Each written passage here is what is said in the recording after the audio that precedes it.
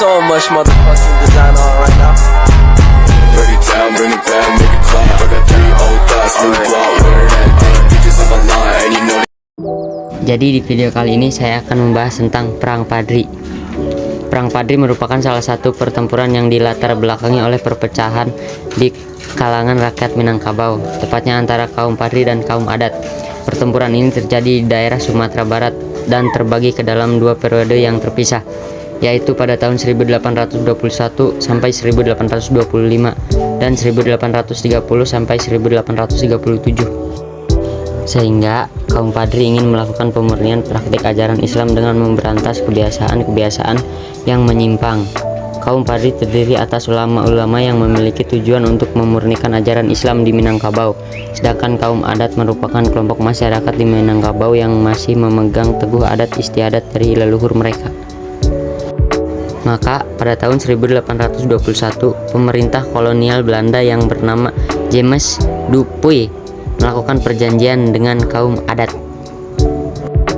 Dari perjanjian tersebut, Belanda berhasil menduduki sejumlah daerah.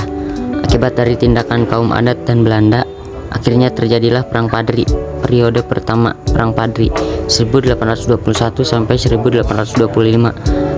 Gencarnya kekuatan kaum Padri. Di periode yang pertama, kaum Padri menyerang pos-pos Belanda dan melakukan pencegatan terhadap patroli-patroli mereka.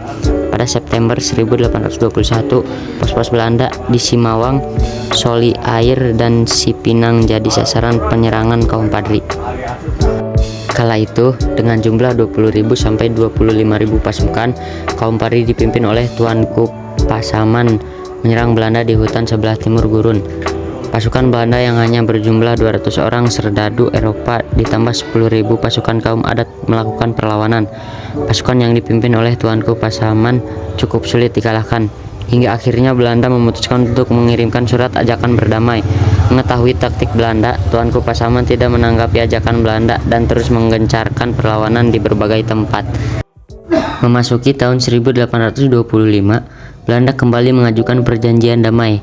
Perjanjian itu berisi bahwa Belanda mengakui kekuasaan tuanku-tuanku di Lintau, Empat Koto, Tawas, dan Agam. Sayangnya perjanjian tersebut mengecewakan kaum adat.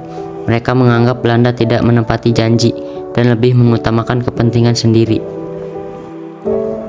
Periode kedua Perang Padri 1830 sampai 1837, kaum adat mulai melakukan perlawanan.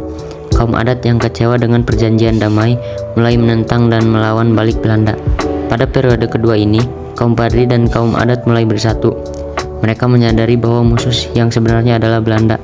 Dengan kekuatan yang meningkat, kedudukan Belanda di Sumatera Barat semakin terdesak. Bahkan, Gubernur Jenderal Johannes van den Bosch mengangkat Kolonel G.P. Jacob Laut untuk mencegah meluasnya perlawanan dan kekuasaan kaum Padri.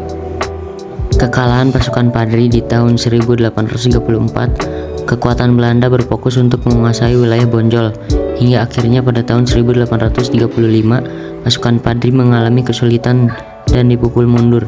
Pada 10 Agustus 1837, Tuanku Imam Bonjol menyatakan kesediaan berunding dengan Belanda. Sayangnya, usaha berunding itu justru mengalami kegagalan dan memicu terjadinya peperangan lagi.